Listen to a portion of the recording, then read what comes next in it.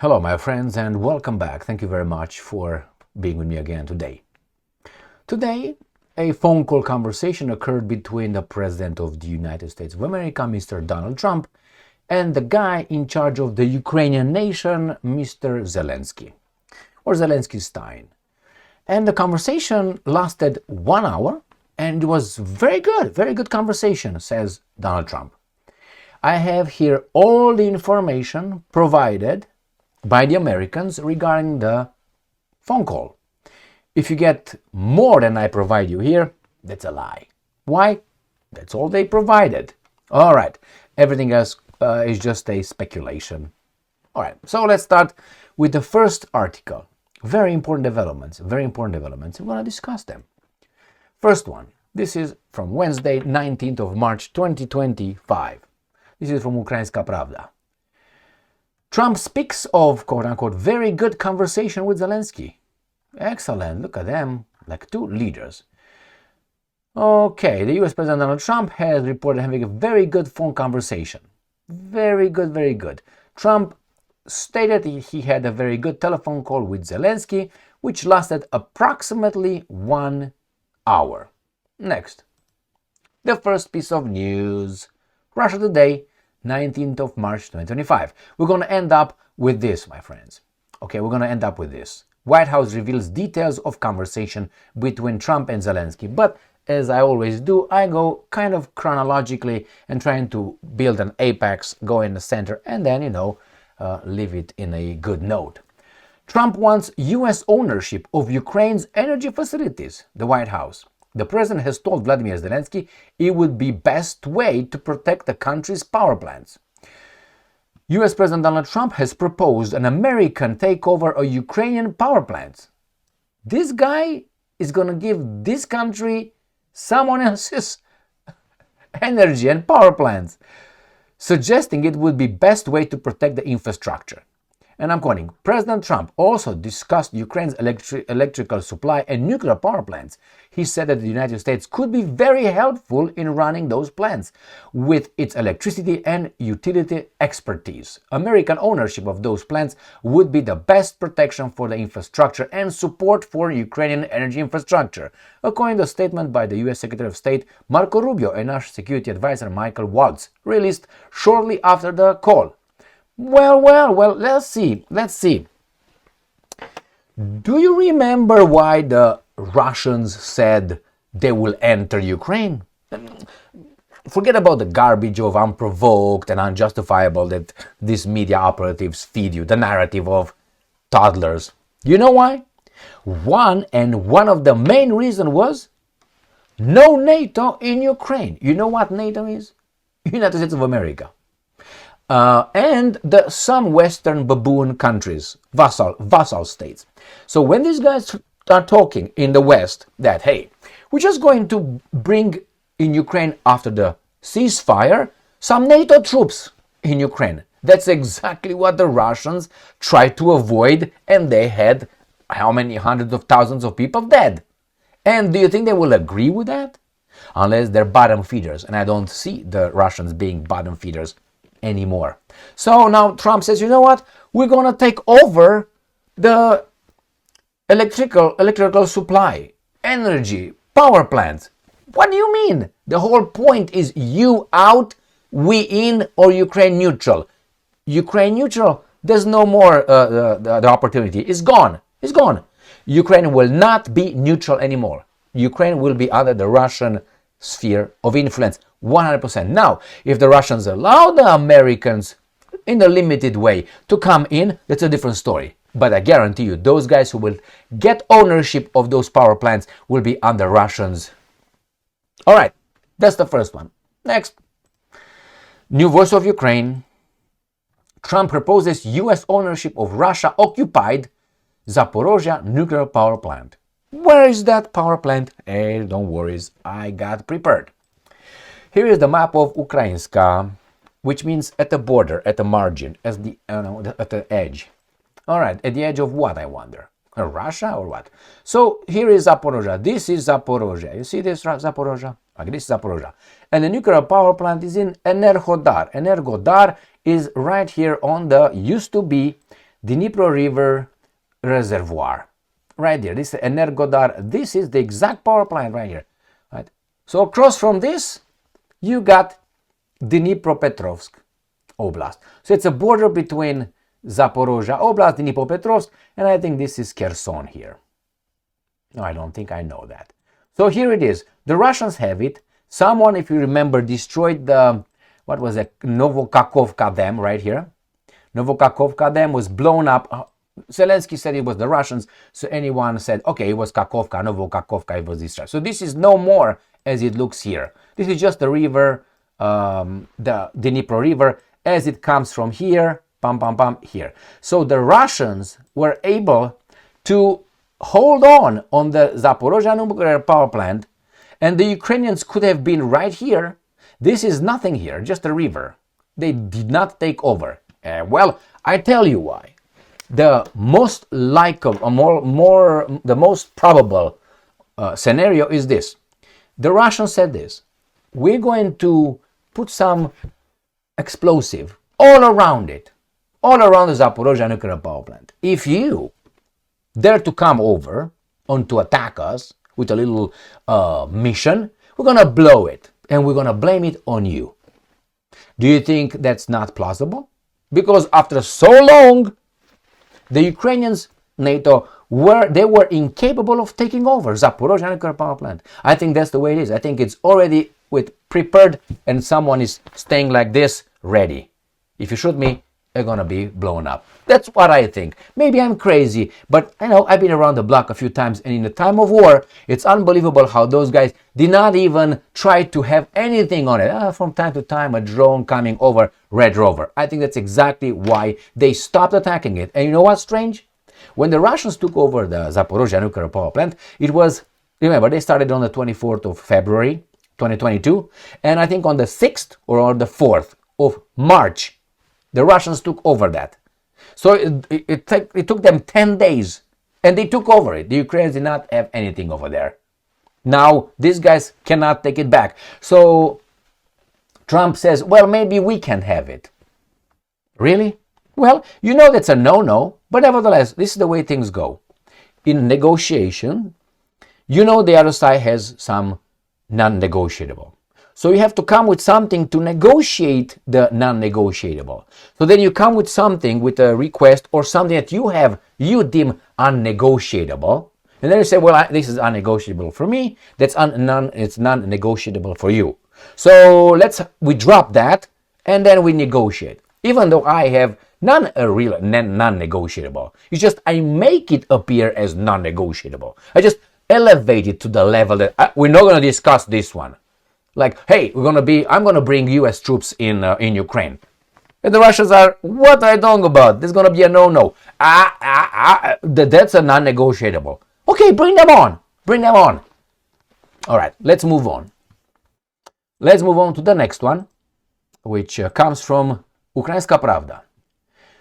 Trump promises to help Ukraine secure additional Patriot systems, White House says. What does that mean? More Patriot systems. The whole point was NATO weapons out of Ukraine. What do you mean I'm going to help you secure more? Well, I tell you, this is exactly what I was talking about. I will do that, Putin, but in the meantime, you don't want ceasefire. What do you mean you're going to bring Patriot systems? So you're going to do the exact reason why we are in there? Yeah. Non-negotiable. So that's another one. And now let's move to the last article coming from Ukrinform in which White House reveals details of conversation between Trump and Zelensky. So if you find something more than right there, there's no more. This is it. This is it. And I'm going to read it. The President of Ukraine and the United States discussed a ceasefire, Trump's conversation with Putin, the situation in Kursk region, planned meetings of technical groups, and the exchange of prisoners of war between Russia and Ukraine.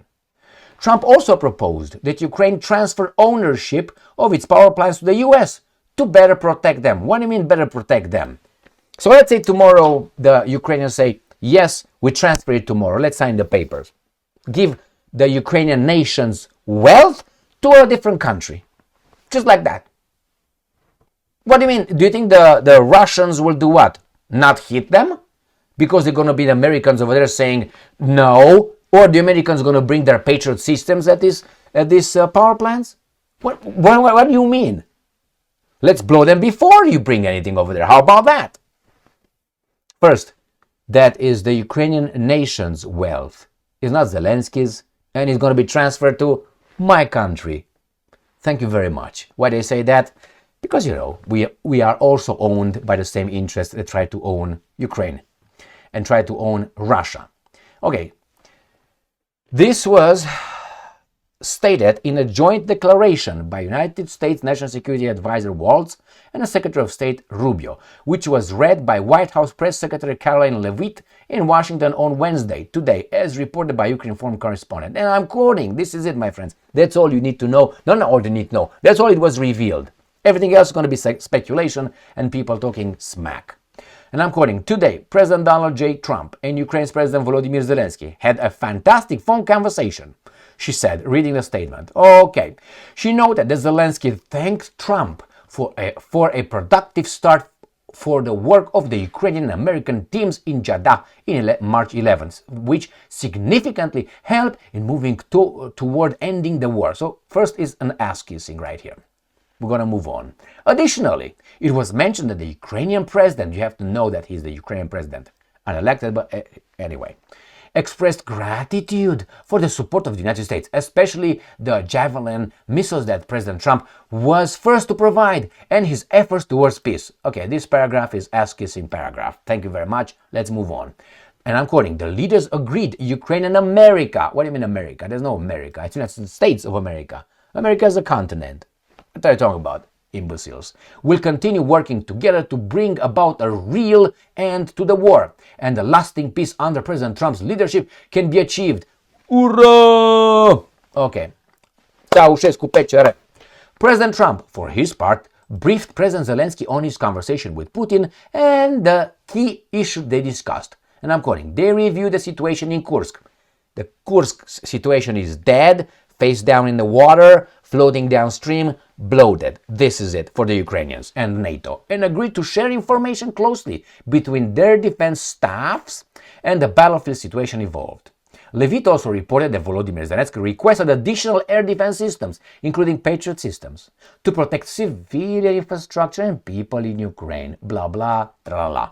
President Trump, I'm quoting, agreed to work with him to find what was available, particularly in Europe. Let's get the Europeans. So the Europeans were going to give their Patriot systems, and then the Europeans will have to buy more Patriot systems from us and from our military-industrial complex. And the European countries that are bankrupt and are working in deficit, financial deficit, they will borrow the money from the International Monetary Fund and World Bank and the Rothschilds and so on. That's what they're going to do. And then it's going to be paid back by whom? By their baboon population. And they will need the energy. And since they to build weapons, you need energy. So in order to build those weapons, if they will be built in Europe, they will need gas, electricity, and oil. And since the Russians cannot bring that, they will take it from the Americans at premium price. 4 to 5 times more expensive. So that means what? The three pillars of the profiteers are getting fatter and fatter and fatter.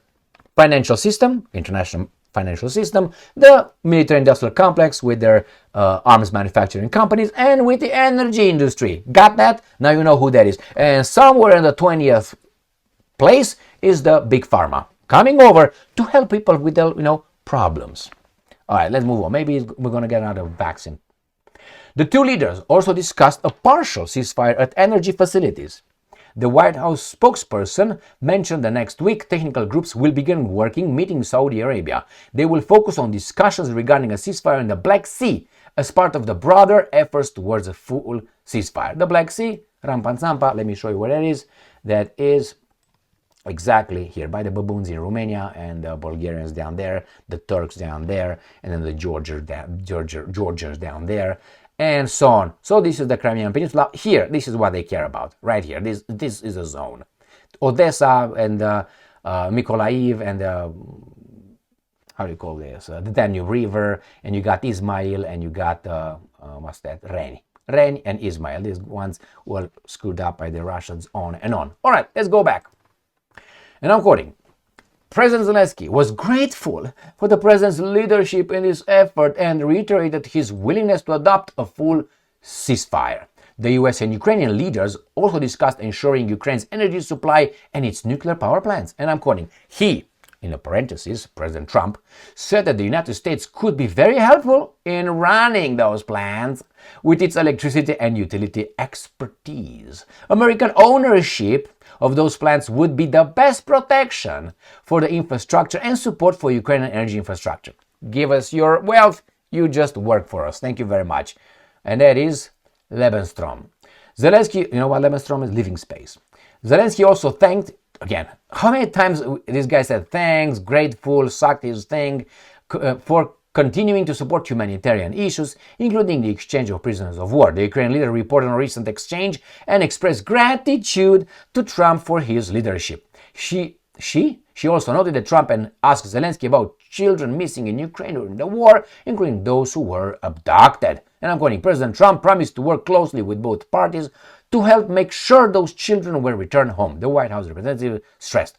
Both leaders agreed to continue efforts to make the full ceasefire effective and pledged their teams would work to implement it as soon as possible. As reported by Ukrinform on Wednesday, the White House announced that US President Donald Trump intends to end the war in Ukraine once and for all.